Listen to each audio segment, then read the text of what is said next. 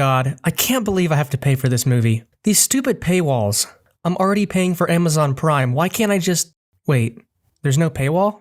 I can just watch it? Like, for free? Okay, either Jeff's on acid this month or he gained a few brain cells.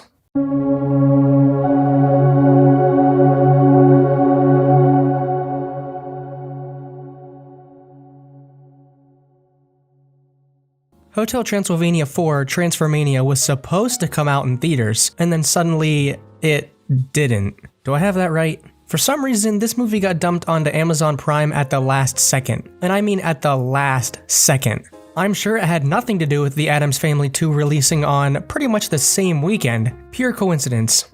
Anyway, I promised you guys some reviews on new movies, and unfortunately, this is the best I could come up with. I don't think I'm alone when I say that no one was really hyping this movie up. The only reason I even know it exists is because it didn't come out when it was supposed to, and it made news headlines.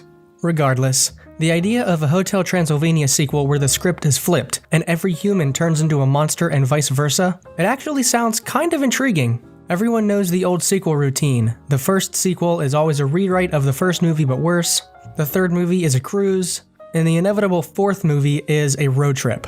But no, thankfully they subverted those expectations and decided to do something somewhat original for a change. Wasn't good enough for Adam Sandler though. So how is the movie objectively? Well, it's complicated. You see, as soon as you boot up this movie, something is immediately obvious. The animation has been noticeably downgraded in this thing. I can't quite put my finger on it, but some of the character designs and lighting effects have been changed to fit a cheaper aesthetic. I really can't figure out what it is, but nevertheless, I do sort of miss the old animation style. You have to remember, Hotel Transylvania. Remember how good your animation used to be? Remember! At least it was unique, right? But Rainbow Reviews has a saying, story first, all the other bullshit comes later. I think that's how it goes. I may be paraphrasing a bit. Basically, as long as the story is good, the animation quality doesn't really matter. Unless we're talking about Spider-Verse, but we're not, so it's cool. The other thing that really bugs me when watching this movie is the pacing. Like, okay, I knew this thing was gonna be a fast movie, but holy testicles, are we zooming. Like, I can't even tell you how this movie starts because it all happens so fast. I literally don't remember. And it's a problem that persists for most of the movie actually. This film feels much shorter than it actually is. It's over 90 minutes long, which is feature film length, but I swear to God it feels more like 40. So much happens so quickly that even the kids in the audience are choking on their talkies trying to keep up with this. It's my main criticism with this film. And you know what? The runtime feeling short combines with the downgraded animation to really make this feel like a made-for-TV movie. Which is ironic since it kind of is now that it's on Amazon Prime. But all that stuff I can forgive as long as the story is good. So is it good? Actually, it's not half bad. Yeah, what a shocker, right? Like I said before, the elevator pitch for this movie sounds good on paper. Van Helsing has the technology to turn humans into monsters and monsters into humans. You could do a lot with that, and you could have some fun with character transformations, which they actually do, but then those characters are basically irrelevant anyway, so whatever. I'm not going to go too much into detail with the story in this video since I want to keep it mostly spoiler-free, like anyone cares. Even though the pacing is off big time, the actual narrative of the film will keep you hooked for a solid 90 minutes. And the ending is actually kind of clever and neat, who would have thought?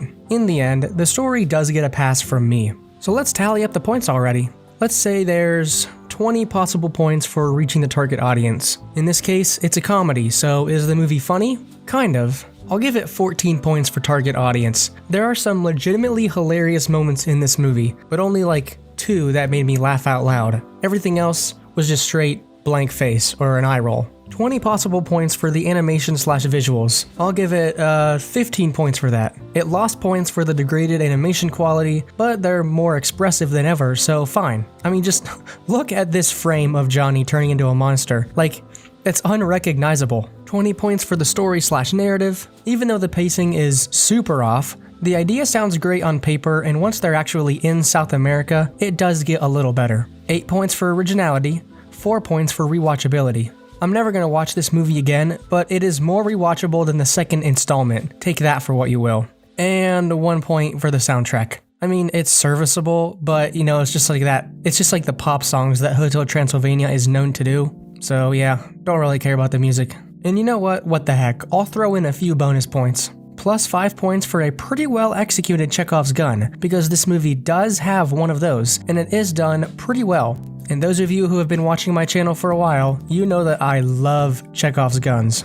So out of 100 possible points, Hotel Transformania earns a solid 67. This movie wasn't a spectacular return to an already spent franchise, but it's actually decently watchable considering it's a soft made-for-TV movie. Honestly, my guess is that Genndy Tartakovsky had a slam dunk of a movie idea all ready to go, and then they were like, we need funds for Across the Spider-Verse, and long story short, Transformania was booted to Amazon Prime. That's my theory anyway. So yeah, Hotel Transylvania 4 wasn't quite the dumpster fire I was expecting. I mean, Sony definitely needs to stop after this one.